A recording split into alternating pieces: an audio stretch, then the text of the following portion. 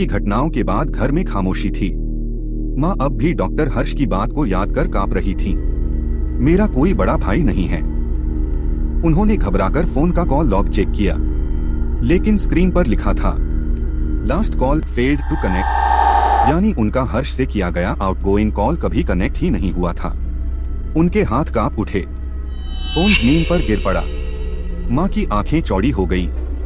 तो मैं किससे बात कर रही थी? अगले दिन डॉक्टर हर्ष जिन न्यूरोलॉजिस्ट्स को जानते थे उन्हें कॉल किए। एक सीनियर ने फुसफुसाते हुए कहा, हाँ, मनु नाम का एक रिसर्चर था, लेकिन बहुत अजीब अजीब प्रैक्टिसेस करता था। वो मानता था कि पैरेलल रियलिटीज होती हैं। उसने अपने एक्सपेरिमेंट से एक ब्रिज बनाने की कोशिश की थी, लेकिन उसी दिन से वो गायब हो गया। कोई ये नहीं कह पाया कि वो कहाँ गया। बस इतना पता है कि उस एक्सपेरिमेंट के बाद उसे किसी ने नहीं देखा। माँ और नानी सहम गईं। अब शक पक्का हो चुका था, मनु वास्तव में कहीं न कहीं फंसा है। जिनिशा ने कहा, मनु अंकल को मुझे बचाना है, मुझे उनसे मिलना है जिन्होंने मेरी मदद करी। माँ ने फिर से डॉक्टर हर्ष और पैरानॉर्मल एक्टिविस्ट खुशी को बुलाया। तुरंत ही दोनों पहुंचे। खुशी ने कमरे में सर्कल बनाया, चारों ओर दीपक, बीच में जिनिशा को लिटाया गया। ईईजी और बाइनोरल जनरेटर तैयार थे। खुशी ने कहा, ये बच्ची ही की है। उसकी ब्रेन वेव्स मनु भैया की फ्रीक्वेंसी से जुड़ी हैं। अगर किसी को पुल पार करना है तो वही कर सकती है। माँ कांपते हुए बोली, इतनी छोटी है, कैसे झेलेगी ये सब? खुशी ने गंभीर स्वर में कहा, इसी की मासूमियत ही दरवाजा खोलेगी। जो लूप इसे निगलना चाहता था वही अब ब्रिज बनेगा। जिनिशा को हिप्नोसिस में डाला गया। धीरे धीरे उसकी आंखें भारी हुई। मॉनिटर पर सिग्नल्स डिस्टोर्ट होने लगे। खुशी ने सर्कल एक्टिवेट किया। हर्ष रिमोट पर था। माँ और नानी कैंडल की लौ के चारों ओर प्रार्थना कर रही थी। जिनिशा ट्रांस में गई और शुरुआत हुई पहली कोशिश की। जैसे ही जिनिशा आंखें बंद करती है, खुद को एक पुरानी प्रयोगशाला में पाती है। लोहे के पिंजरे, टूटी मशीनें और दीवारों पर अजीब फॉर्म्यूलास लिखे। यह वही जगह थी जहां मनु ने अपना टाइम फिनोमेना एक्सपेरिमेंट किया था। अचानक पिंजरों से चीखें आने लगी, बच्चों जैसी लेकिन मेटालिक आवाजें। पिंजरे हिलने लगे और उनमें से डिस्टॉर्टेड ह्यूमन फिगर्स बाहर आने लगे, आधे इंसान आधे तार। मनु धुंध में खड़ा था। जिनी, मुझे निकालो। लेकिन जैसे ही वो आगे बढ़ी, उन फिगर्स ने उसका रास्ता रोक लिया। उनकी आंखों से स्पार्क्स गिर रहे थे। जिनिशा कांपने लगी। बाहर मॉनिटर ने बीप किया, अटेम्प्ट 1 फेल्ड। वो जाग गई, पसीने में भीगी। खुशी ने मंत्र और तेज किए, दोबारा कोशिश करो, इस बार डरो मत। जिनिशा फिर नींद में गई।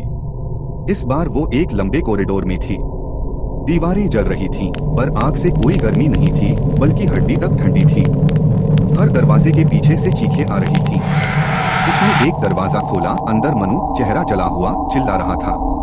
उसने कहा, मैंने गलती की, ये गलती मत दोहराओ। जिनिशा पीछे हट गई, लेकिन कॉरिडोर इन्फिनिट था।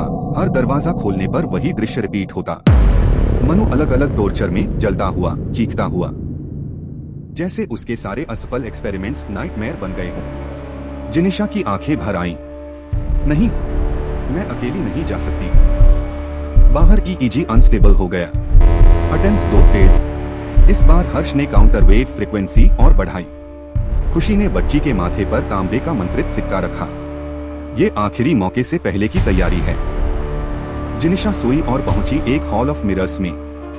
हर शीशे में उसका रिफ्लेक्शन नहीं, बल्कि मनु की अलग अलग मौतें दिख रही थीं। कहीं वो वायर से लटका है, कहीं इलेक्ट्रिसिटी से झुलस रहा है, कहीं अंधेरे में घड़ी की सुइयां उसके सीने में घुस रही हैं। हर रिफ्लेक्शन जिनिशा से कहता, भाग जा, मुझे बचाने की कोशिश मत कर। लेकिन बीच में खड़ा असली मनु बार बार पुकार रहा था, डोंट ट्रस्ट द मिरर्स, सिर्फ मेरी आवाज सुनो। जिनिशा डर गई, उसका हाथ कांप रहा था। उसने एक शीशा तोड़ा और अंदर से काला खून निकल आया। पूरा हॉल हिलने लगा। बाहर मॉनिटर फ्लैट लाइन पर चला गया। माँ चिल्लाई, मेरी बच्ची को वापस लाओ। Attempt 3 critical failure. खुशी और हर्ष ने तैयारी पूरी ताकत से की। खुशी ने मंत्र जोर से पढ़े, धूप की गंध पूरे कमरे में फैल गई। हर्ष ने कहा, अब फ्रीक्वेंसी 42 हर्ट्ज पर ले जाते हैं। यही आखिरी मौका है। जिनिशा इस बार पहुंची एक टूटे हुए पुल पर। नीचे गहरी खाई जिसमें लाल रोशनी और डिस्टॉर्टेड आवाजें थीं। पुल आधा टूटा हुआ था। हवा में तैरते पत्थर और लोहे की रॉड्स खड़खड़ा रही थीं। आगे मनु खड़ा था, कमजोर और धुंधला। लेकिन जैसे ही जिनिशा आगे बढ़ी, उसके सामने फिर वही पुराने हॉरर्स रिपीट होने लगे। दूध का गिलास गिरना, लाल चिड़िया का खून टपकाना, मिस रुचि की हंसी, कॉरिडोर की आग, मिरर्स का खून, सभी एक साथ प्रकट होकर उसका रास्ता रोक रहे थे। जिनिशा कांप रही थी, लेकिन उसने चीख कर कहा, आपके सारे डर अब मेरे भी हैं मनु अंकल, लेकिन मैं हार नहीं मानूंगी। उसने पूरी ताकत से मनु का हाथ पकड़ लिया। उसी पल पूरा पुल कांपने लगा। नीचे खाई से काली लपटें उठीं। दीवारों से घड़ी की सुइयां टूटकर गिरने लगी। खुशी बाहर मंत्र और तेज गूंज रही थी। हर्ष ने डिफिब्रिलेटर चार्ज किया। सपने में पुल पर दरारें पड़ गईं। भयावह हंसी और चीखों का शोर गूंज उठा और अचानक पूरा पुल जोरदार धमाके के साथ टूट गया। लाल और काले धुएं का विस्फोट हुआ, जिससे सारे हॉरर विजन्स जलकर राख हो गए। उस एक्सप्लोजन के बीच जिनिशा और मनु को एक चमकदार सफेद रोशनी ने ढक लिया। बाहर मॉनिटर पर तेज बीप आई। ईईजी सिग्नल्स पीक पर गए और फिर नॉर्मल हो गए। जिनिशा ने आंखें खोली।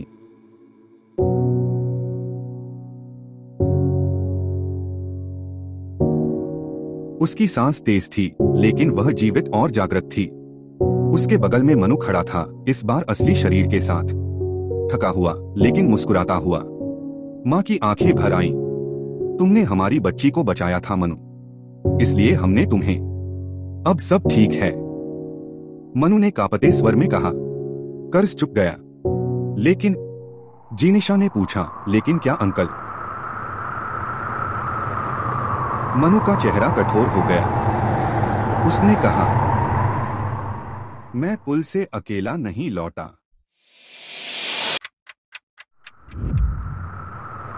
Subscribe and follow.